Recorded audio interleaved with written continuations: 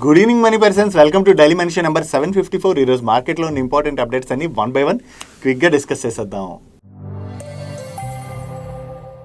ముందుగా market update చూసినట్లయితే ఈరోజు సెషన్లో సెన్సెక్స్ 281 పాయింట్స్ పెరిగి 72,708 పాయింట్స్కి క్లోజ్ అయినట్లయితే నిఫ్టీ 81 పాయింట్స్ పెరిగి 22,122 పాయింట్స్కి క్లోజ్ అయింది. అండ్ ఈరోజు సెషన్లో మిడ్ క్యాప్ ఇండెక్స్ 0.40% పెరిగినట్లయితే స్మాల్ క్యాప్ ఇండెక్స్ 0.62% పెరిగింది అండ్ బ్యాంక్ నిఫ్టీ 0.32% పెరిగింది.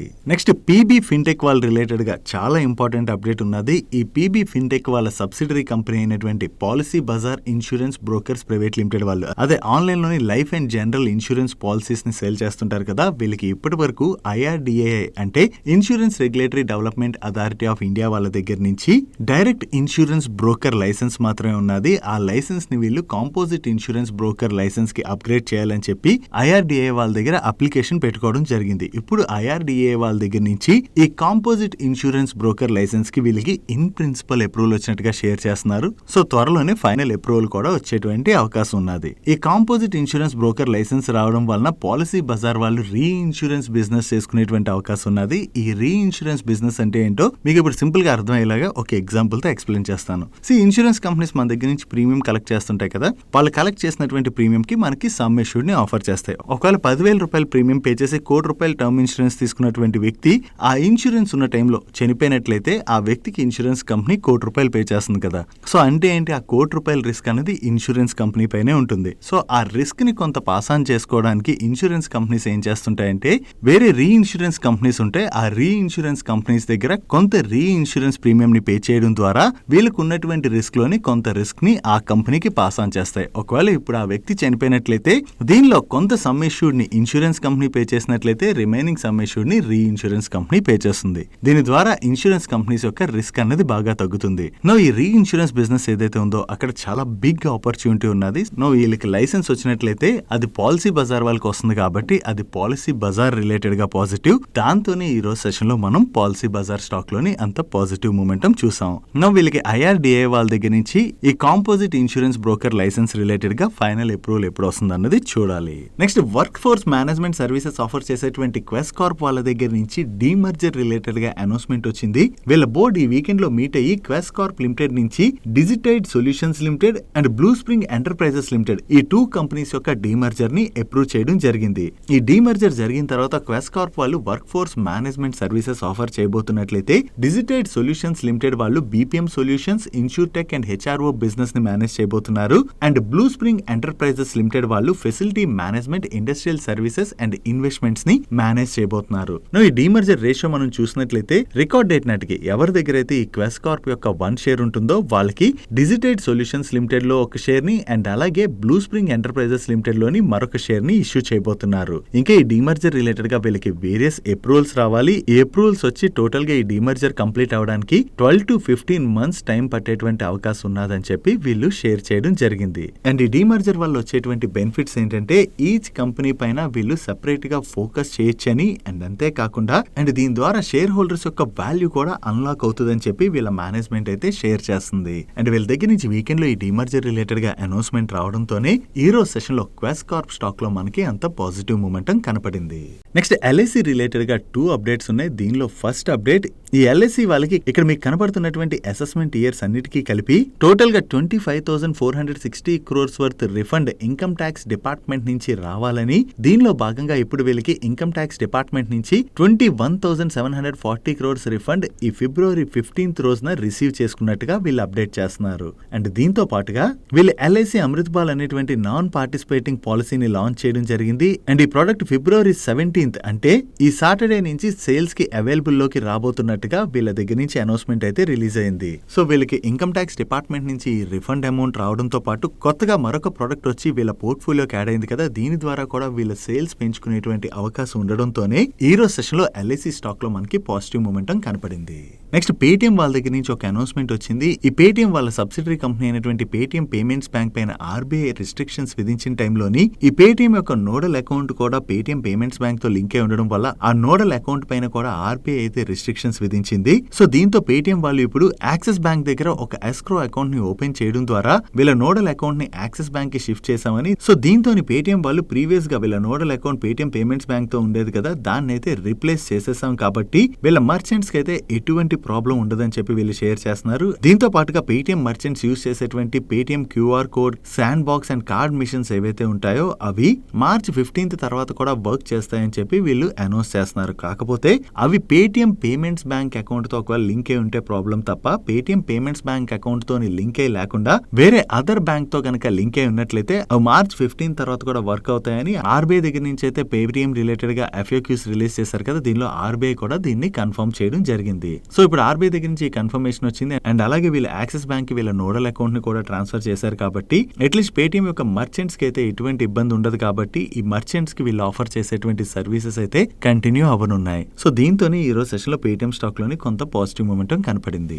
నెక్స్ట్ రియల్ ఎస్టేట్ కంపెనీ అయినటువంటి అరవింద్ స్మార్ట్ స్పేసెస్ రిలేటెడ్ గా ఒక పాజిటివ్ అప్డేట్ ఉన్నది. ఈ అరవింద్ స్మార్ట్ స్పేసెస్ వాళ్ళు బెంగళూరు దేవనహల్లిలోని అరవింద్ ఆర్చర్డ్స్ అనేటువంటి ఒక residential plotted development project phase 1 అయితే లాంచ్ చేసి సేల్స్ అయితే ఓపెన్ చేయడం జరిగింది. అండ్ వీళ్ళు సేల్స్ ఓపెన్ చేసినటువంటి 7 hours లోనే టోటల్ గా వీళ్ళు రిలీజ్ చేసినటువంటి ఇన్వెంటరీ అంతా కూడా సేల్ అయిపోయినట్లుగా వీళ్ళు అనౌన్స్ చేస్తున్నారు. దీనిలో టోటల్ గా 220 యూనిట్స్ అయితే వీళ్ళు సేల్ చేశామని అండ్ వీటి యొక్క booking value more than 160 crores ఉంటుందని చెప్పి వీళ్ళ అప్డేట్ అయితే రిలీజ్ చేయడం జరిగింది. సో వీళ్ళ కొత్త ప్రాజెక్ట్ రిలేటెడ్ గా కస్టమర్స్ దగ్గర నుంచి ఇంత మంచి రెస్పాన్స్ రావడంతోనే ఈ రోజు సెషన్ లో అరవింద్ స్మార్ట్ స్పేసెస్ స్టాక్ లో మనకి పాజిటివ్ మూమెంటం కనపడింది. డైలీ మార్కెట్ లో వచ్చేటువంటి ఇటువంటి ఇంపార్టెంట్ అప్డేట్స్ ని మీతో డీటెయిల్ గా షేర్ చేయడానికి మన మనీ బస్ టీమ్ ఏవైతే ఎఫర్ట్స్ పెడుతుందో ఆ ఎఫర్ట్స్ కనుక మీకు హెల్ప్ఫుల్ అవుతున్నట్లయితే వీడియోని మర్చిపోకుండా లైక్ చేయడానికి ప్రయత్నించండి.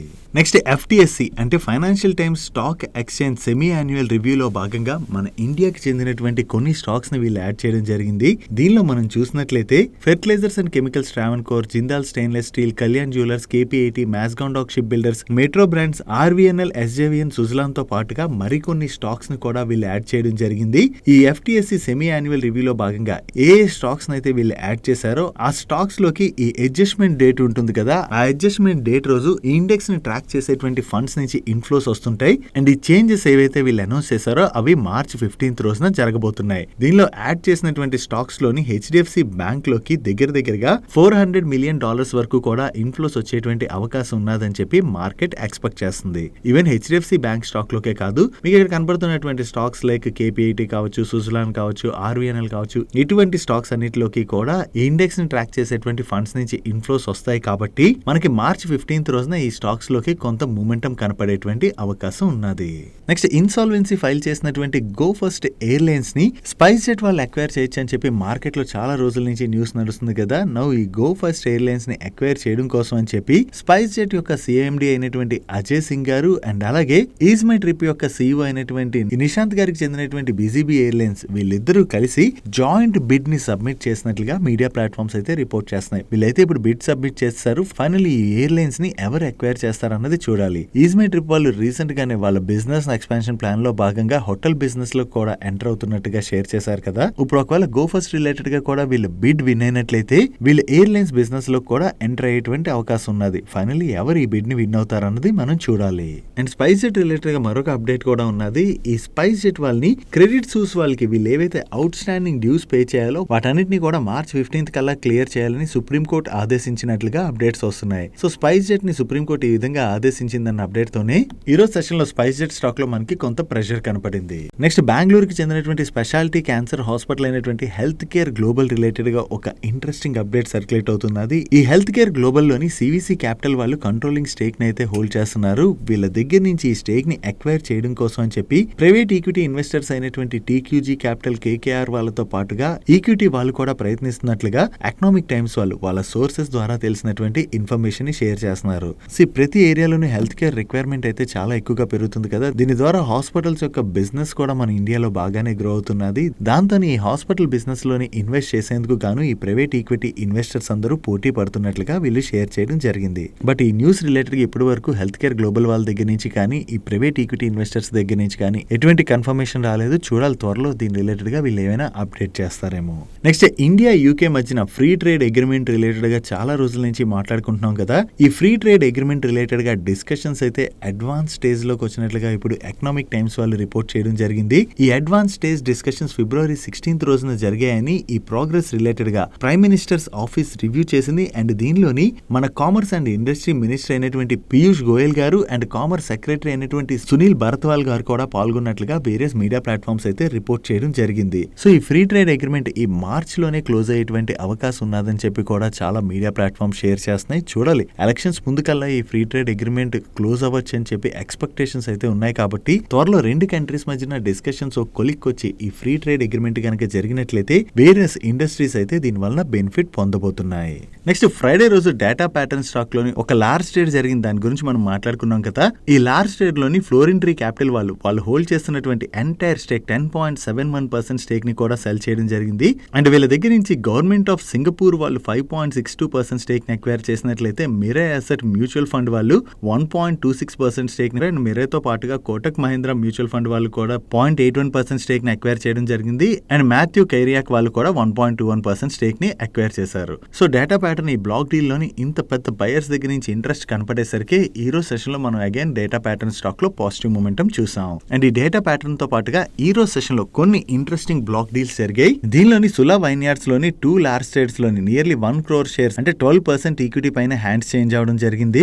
ఈ బ్లాక్ ట్రేడ్ లో వర్ల్ ఇన్వెస్ట్ ఏషియా వాళ్ళే సెల్ చేసి ఉండొచ్చు అని చెప్పి మార్కెట్ లో అయితే న్యూస్ సర్క్యులేట్ అవుతుంది. దీని రిలేటెడ్ గా సులా వైన్యార్డ్స్ వాళ్ళు రెస్పాండ్ అవుతూ ఈ వర్ల్ ఏషియా వాళ్ళ డిసిషన్ రిలేటెడ్ గా వీళ్ళకైతే ఎటువంటి అప్డేట్ లేదని చెప్పి షేర్ చేయడం జరిగింది. సో దీనిలో ఒకవేళ వర్ల్ ఇన్వెస్ట్ ఏషియా వాళ్ళే కనుక సెల్లర్స్ అయినట్లయితే వీళ్ళ దగ్గర నుంచి ఈ స్టేక్ ఎవరు అక్వైర్ చేశారన్నది మనం చూడాలి. అండ్ ఈ రోజు సెషన్ లో ఇంత పెద్ద సైజ్ లో లార్జ్ ట్రేడ్ జరగడంతో సులా వైన్యార్డ్ స్టాక్ లో అయితే మనకి ప్రెషర్ కనపడింది.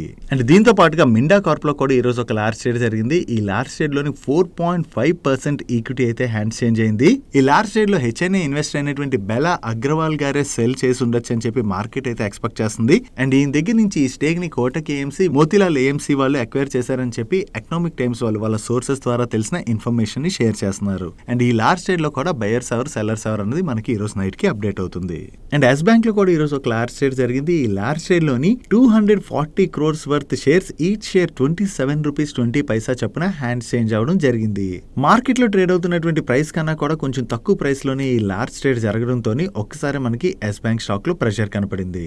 Next iron and steel manufacturing company అయినటువంటి గ్యాలెంట్ డిస్పాట్ వాళ్ళు ప్రీవియస్ గానీ ఈస్ట్ కోస్ట్ రైల్వే తోని GPWIS స్కీమ్ అంటే రైల్వే బోర్డుకి చెందినటువంటి general purpose wagon investment scheme లో భాగంగా ఒక అగ్రిమెంట్ ని సైన్ చేశారు. ఈ అగ్రిమెంట్ లో భాగంగా వీళ్ళు ఈస్ట్ కోస్ట్ రైల్వే దగ్గర నుంచి 2 రైల్వే ర్యాక్స్ అంటే కంబైన్డ్ రైల్వే వ్యాగన్స్ ఉంటాయి కదా, వీటిని బై చేయబోతున్నట్టుగా అనౌన్స్ చేశారు. దీనిలో భాగంగా ఆల్రెడీ వీళ్ళకి ఈస్ట్ కోస్ట్ రైల్వే వాళ్ళు 1 రైల్వే ర్యాక్ ని డెలివర్ చేసేసారు. ఇప్పుడు సెకండ్ రైల్వే ర్యాక్ ని కూడా వీళ్ళకి డెలివర్ చేసినట్లుగా వీళ్ళ ఓన్ రైల్వే వ్యాగన్స్ ఉండడం వల్ల కంపెనీకి వచ్చేటువంటి అడ్వాంటేజ్ ఏంటంటే ఆన్ టైమ్ లోని వీళ్ళకి కావాల్సినటువంటి raw material like core, iron ore and fines ఏవైతే ఉంటాయో ఈ రా మెటీరియల్ ని వీళ్ళు ఈజీగా ట్రాన్స్పోర్ట్ చేసుకోవచ్చని. అండ్ అంతేకాకుండా రైల్వే బోర్డ్ స్కీమ్ లో భాగంగా దీని మీద 15 years పాటు వీళ్ళకి ఛార్జ్ చేసేటువంటి ఫ్రైట్ రేట్ ఏదైతే ఉంటుందో దానిపైన 10% డిస్కౌంట్ కూడా రైల్వే వస్తుంది. అండ్ ఈ 10% రిబేట్ తో పాటు ప్రీమియం ఇండెంట్ పైన 15% రిబేట్ కూడా దొరుకుతుంది. అంటే టోటల్ గా వీళ్ళకి 25% వరకు కూడా కాస్ట్ సేవ్ అవుతుందని వీళ్ళు షేర్ చేస్తున్నారు. ప్రెసెంట్ ఈ 2 ర్యాక్స్ అయితే వీళ్ళు 55 crores పెట్టి కొనడం జరిగింది.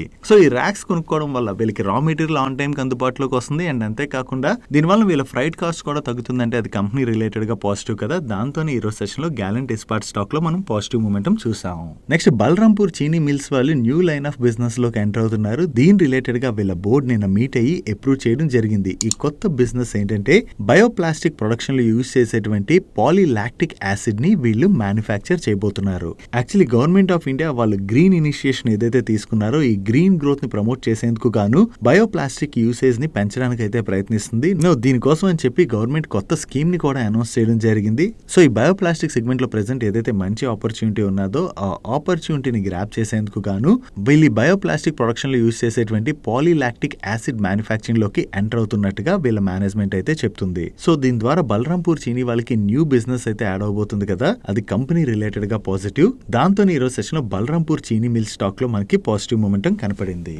నెక్స్ట్ ఫార్మా కంపెనీ అయినటువంటి IOL chemicals and pharmaceutical stock లో ఈ రోజు సెషన్ లో ఒక్కసారి జంప్ కనపడి 6% పైన పెరిగింది కదా. దీనికి రీజన్ ఈ IOL కెమికల్ అండ్ ఫార్మాసిటికల్స్ వల్ల మెట్ఫార్మిన్ హైడ్రోక్లోరైడ్ ప్రొడక్ట్ కి China national medical product administration దగ్గర నుంచి అప్రూవల్ వచ్చినట్లుగా వీళ్ళు షేర్ చేస్తున్నారు. ఇప్పుడు అప్రూవల్ వచ్చింది కాబట్టి ఈ ప్రొడక్ట్ ని వీళ్ళు చైనా మార్కెట్ కోసం ఎక్స్పోర్ట్ చేసుకునేటువంటి అవకాశం ఉన్నది. ఈ టాబ్లెట్ ని యాంటీబయాటిక్ డ్రగ్ గా యూజ్ చేస్తుంటారు. ఎవరైతే డయాబెటిక్ పేషెంట్స్ కి హై బ్లడ్ షుగర్ లెవెల్స్ ఉంటాయో వాళ్ళ ట్రీట్మెంట్ లో భాగంగా వీటిని యూజ్ చేస్తారని చెప్పి వీళ్ళు షేర్ చేయడం జరిగింది. సో చైనా మార్కెట్ లో కూడా ఈ ప్రొడక్ట్ రిలేటెడ్ గా వీళ్ళకి ఆపర్చునిటీ క్రియేట్ అవుతుంది కదా, దీని ద్వారా వీళ్ళ సేల్స్ కూడా పెరిగేటువంటి అవకాశం ఉన్నది. దాని వల్ల ఈ రోజు సెషన్ లో మనం ఈ స్టాక్ లో పాజిటివ్ మూమెంటం చూసాం.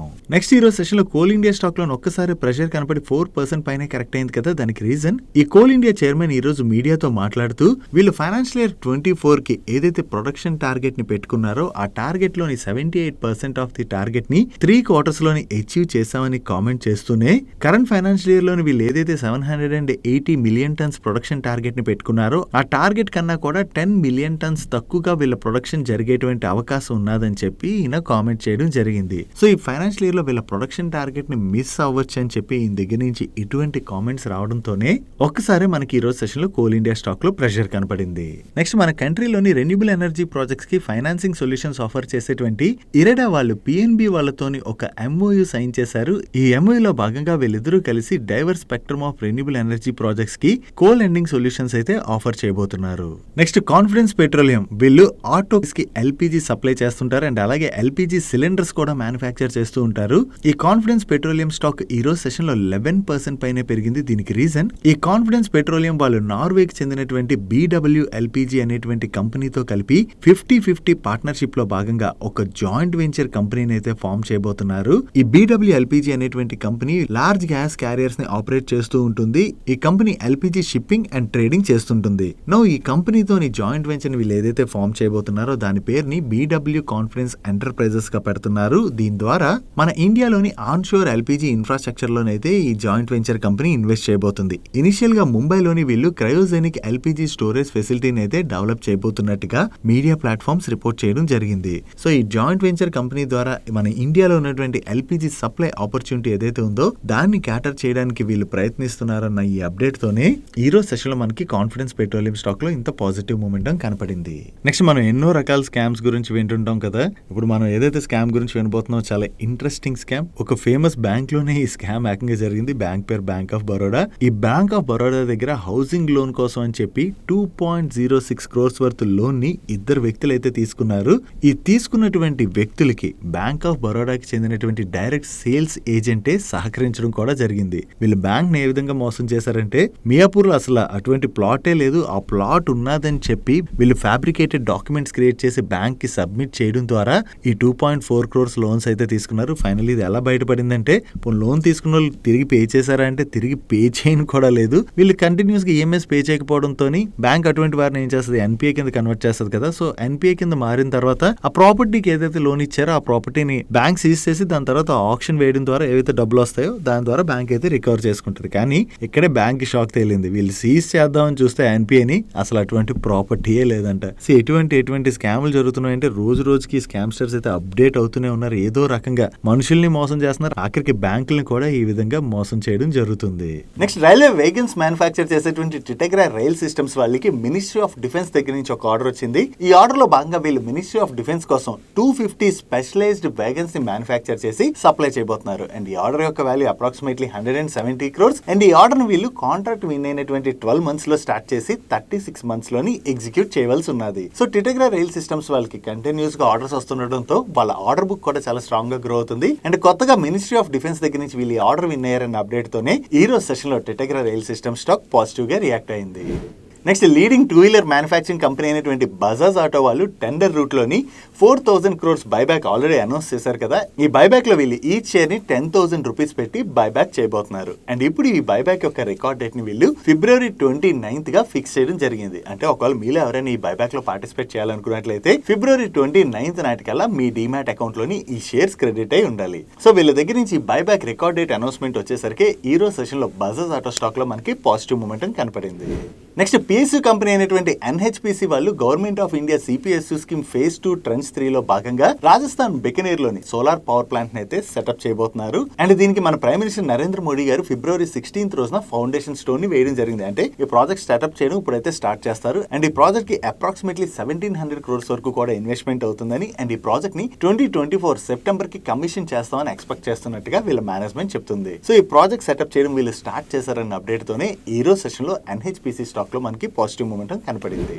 Next residential and commercial projects construct చేసేటువంటి ఒమాక్సీ లిమిటెడ్ వాళ్ళు Uttar Pradesh state road transport corporation వాళ్ళు ఫ్లోట్ చేసిన టెండర్ లో పార్టిసిపేట్ చేసి L1 బిడ్డర్ గా సెలెక్ట్ అవడం జరిగింది. దీనిలో భాగంగా లక్నోలో ఒకటి అండ్ అలాగే అయోధ్యధామ్ లో ఒకటి బస్ టెర్మినల్స్ ని వీళ్ళు సెటప్ చేయబోతున్నారు. ఈ బస్ టెర్మినల్స్ లోని వీళ్ళు కమర్షియల్ కాంప్లెక్స్ అవి సెటప్ చేసి 90 years పాటు ఆపరేషన్ అండ్ మెయింటెనెన్స్ కూడా చేయవలసి ఉన్నది. వీళ్ళు Uttar Pradesh state road transport corporation దగ్గర నుంచి ఈ టెండర్ లో లోయెస్ట్ బిడ్డర్ గా సెలెక్ట్ అయ్యారన్న అప్డేట్ తోనే ఈ రోజు సెషన్ లో స్టాక్ లో మనకి పాజిటివ్ మూమెంటం కనపడింది.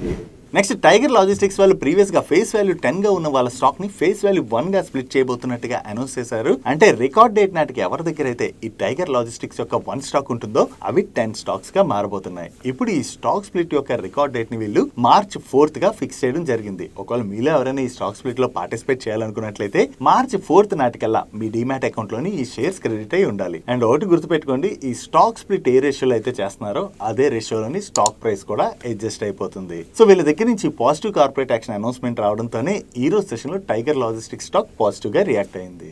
నెక్స్ట్ లీడింగ్ రేటింగ్ ఏజెన్సీ అయినటువంటి క్రిసిల్ వాళ్ళ నెంబర్స్ వచ్చి వీళ్ళ నెంబర్స్ ఎలా ఉన్నాయో చూద్దాం. కన్సాలిడేటెడ్ బేసిస్ లో వీళ్ళ ఆపరేటింగ్ ఇన్కమ్ లోని ఇయర్ ఆన్ ఇయర్ బేసిస్ లో 11.6% గ్రోత్ డెలివర్ చేసినట్లయితే ప్యాట్ లోని 33% గ్రోత్ డెలివర్ చేయడం జరిగింది. ఈవెన్ ప్రీవియస్ క్వార్టర్ తో కంపేర్ చేసిన ఈ క్వార్టర్ లో వీళ్ళ ఆపరేటింగ్ రెవెన్యూ లోని చాలా మంచి గ్రోత్ డెలివర్ చేశారు. అండ్ ప్రీవియస్ క్వార్టర్ లోని వీళ్ళు ఆల్మోస్ట్ 152 crores ప్రాఫిట్ జనరేట్ చేసినట్లయితే ఈ క్వార్టర్ లోని 210 crores ప్రాఫిట్ జనరేట్ చేయడం జరిగింది. సో ఇయర్ ఆన్ ఇయర్ లో చూసినా క్వార్టర్ ఆన్ క్వార్టర్ లో చూసినా ఈ క్వార్టర్ లో వీళ్ళ ఆపరేటింగ్ రెవెన్యూలోను ప్రాఫిట్ లోను చాలా మంచి గ్రోత్ డెలివర్ చేశారు. అండ్ ఈ రిజల్ట్స్ తో పాటు క్రిసిల్ వాళ్ళ board 28 rupees per share final dividend ని రికమెండ్ చేయడం జరిగింది. ఓవరాల్ గా ఈ రిజల్ట్స్ బాగుండటంతోనే ఈ రోజు సెషన్ లో క్రిసిల్ స్టాక్ లో మనకి పాజిటివ్ మూమెంటం కనపడింది. Next high precision roller and ball bearings manufacture చేసేటువంటి షాఫ్లర్ ఇండియా వాళ్ళ నెంబర్స్ వచ్చాయి. వీళ్ళ నెంబర్స్ ఎలా ఉన్నాయో చూద్దాం. లాస్ట్ ఇయర్ సేమ్ క్వార్టర్ తో కంపేర్ చేసిన ప్రీవియస్ క్వార్టర్ తో కంపేర్ చేసిన ఈ క్వార్టర్ లోని వీళ్ళ ఆపరేటింగ్ రెవెన్యూలో మంచి గ్రోత్ డెలివర్ చేశారు. And last year same quarter లోని వీళ్ళు 230 crores ప్రాఫిట్ జనరేట్ చేసినట్లయితే ప్రీవియస్ క్వార్టర్ లోని 232 crores ప్రాఫిట్ జనరేట్ చేశారు. అండ్ ఈ క్వార్టర్ లోని 209 crores ప్రాఫిట్ జనరేట్ చేయడం జరిగింది. సో ఇయర్ ఆన్ ఇయర్ లో చూసినా క్వార్టర్ ఆన్ క్వార్టర్ లో చూసినా వీళ్ళ ఆపరేటింగ్ రెవెన్యూలో డీసెంట్ గ్రోత్ డెలివర్ చేసిన ప్రాఫిట్ లో మాత్రం మనకి ఇయర్ ఆన్ ఇయర్ లోను డ్రాప్ కనిపిస్తుంది అండ్ క్వార్టర్ ఆన్ క్వార్టర్ లోను డ్రాప్ కనిపిస్తుంది. దీనికి రీజన్ ఈ క్వార్టర్ లోని వీళ్ళకి ఎక్సెప్షనల్ ఐటమ్స్ రూపంలోని 4.7 crores డెబిట్ అయ్యాయి. ఈ 4.7 crores డెబిట్ అవడంతోనే వీళ్ళ ప్రాఫిట్ లోని బాగా డ్రాప్ కనిపిస్తుంది. ఒకసారి profit before exceptional item and tax number ని కంపేర్ చేసి చూద్దాం. Even profit before exceptional and tax number మనం చూసినా లాస్ట్ ఇయర్ సేమ్ క్వార్టర్ తో కంపేర్ చేసిన ప్రీవియస్ క్వార్టర్ తో కంపేర్ చేసిన ఈ క్వార్టర్ లో వీళ్ళ ప్రాఫిట్ లో డ్రాప్ కనిపిస్తుంది. మెయిన్లీ ఈ క్వార్టర్ లో వీళ్ళ ఎక్స్పెన్సెస్ బాగా పెరిగిపోవడంతోనే వీళ్ళ ఆపరేటింగ్ ఇన్కమ్ లో గ్రోత్ డెలివర్ చేసినా కూడా ప్రాఫిట్ లోని డ్రాప్ కనిపిస్తుంది. అండ్ ఈ రిజల్ట్స్ తో పాటు షాఫ్లర్ వాళ్ళ about 26 rupees per share dividend ని రికమెండ్ చేసింది. That's it for today's daily munch showcase. ఈ రోజు డైలీ మంచ్ లో మేము షేర్ చేసిన ఇన్ఫర్మేషన్ మీకు నచ్చినట్లయితే ఈ వీడియోని లైక్ చేయండి. అండ్ ఈ video me friends and family members helpful అవుతుంటే ఈ వీడియోని వాళ్ళకి షేర్ చేయండి. మీరు ఇదే ఫస్ట్ టైం మన మనీ పర్స్ ఛానల్ కి వచ్చి ఛానల్ ని సబ్స్క్రైబ్ చేయలేనట్లయితే ఇక్కడ ఉన్న ఛానల్ లోగో మీద క్లిక్ చేసి ఛానల్ సబ్స్క్రైబ్ చేసుకుంటూ పక్కన ఉన్న బెల్ ఐకాన్ లోని ఆల్ నోటిఫికేషన్స్ యాక్టివేట్ చేసుకోండి. నేను చంద్రశేఖర్ పత్రి మరొక ఇంట్రెస్టింగ్ వీడియోతో కలుద్దాం. Good night.